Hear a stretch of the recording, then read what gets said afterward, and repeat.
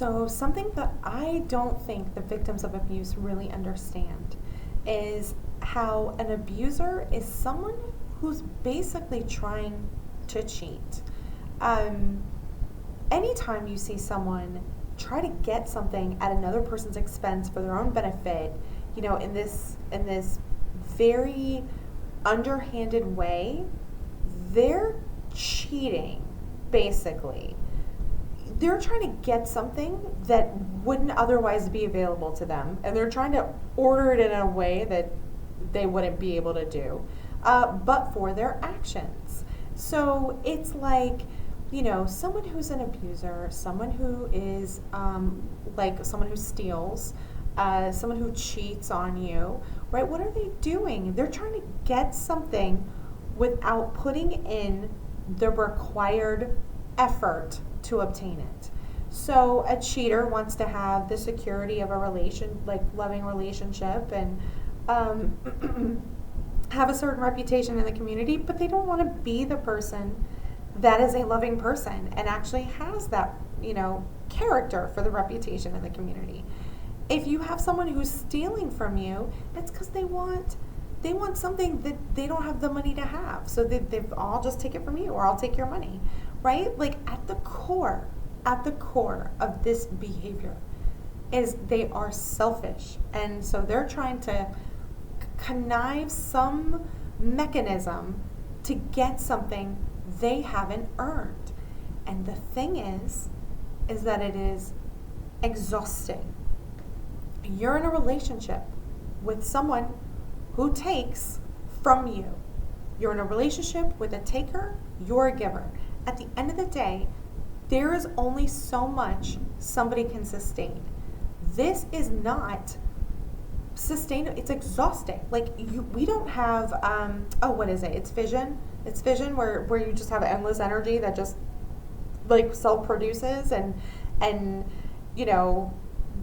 that's been the holy grail for energy for all this time, except we haven't been able to do it because our current set of physics is essentially you get out, you only have a certain amount of resources that can be used for certain things, and they can be depleted.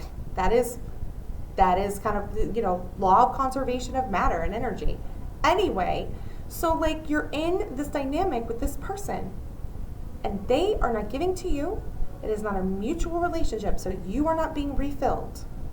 You are a dying star. You are just giving up all of your light to this person who is taking it from you, and you're running your engine down. So you spend enough time in a relationship with someone like this, whether it's your parent or your partner or like a friend, it becomes so exhausting. You get numb, you get disconnected, you might even stop caring about being alive. It sucks your will to exist because you're not existing. You're just a producer for this emotional vampire, is one way I've seen it put. Just selfish people are exhausting. Cheats are exhausting. Abusers are exhausting. And so, I feel like this is, I don't even want to say younger, because I talked to a lot of older victims of abuse as well. So it's not just youngins, it's everybody, just has a model in their mind of what love is, or what relationships are, or unconditional love, which I have articles about that if you need them. And it is not sustainable. You are in a relationship with a parasite who tricked you into thinking they were not a parasite. And so there's only so much to get. Newton's laws of thermodynamics apply to relationships, I guess. Just be aware that healthy relationships are not exhausting. They're mutual, they're replenishing. There's give and take, but there's something about the synergy of two healthy people together where you have more than what you might otherwise have. Whereas in a relationship with this unidirectional relationship with this person, you are less. You're less yourself. You have less energy. You are tired. You're probably not accomplishing. Like, you might have been a person at the start of the relationship who was so accomplished and doing so much and very successful. And then at some point, it's like you run out of gas. And it's because you're in this cycle with this person where it's never enough. Because like they're like toddlers or managers at a workplace. You know, you have to tell them no. They don't tell themselves no. They'll just keep taking because they're takers, right? You're a giver, they're a taker. So they don't stop themselves, and they'll emotionally manipulate you or physically, abuse you into giving them more, and to demanding that you agree to it and believe what they want you to believe. And here's the interesting thing of also why they're so exhausting is they literally do take your soul.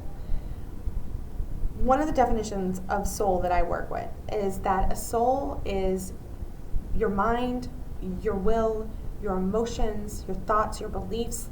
Like, this is your soul. And what do abusers do? They want you to believe what they want you to believe. They want you to think they want you to think what they want you to think. They want you to act and essentially almost be like a puppet, like you should be this way. And it's so controlling.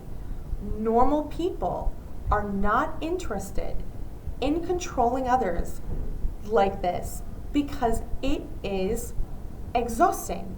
It's work. You are having to do so much psychological dominance. Now, I think maybe for these people, they feed off of that psychological dominance, so it like gives them energy. But I mean, it's still like it's so much labor. Even if you're emotionally reaping from it on a spiritual level, like it's so much labor.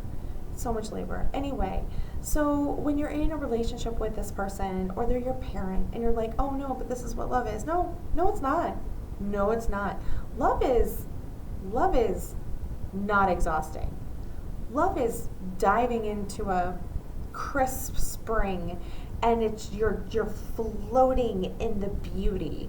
Love is this mutual synergy where what's there is more than just the two people. Somehow it becomes more than the components of it.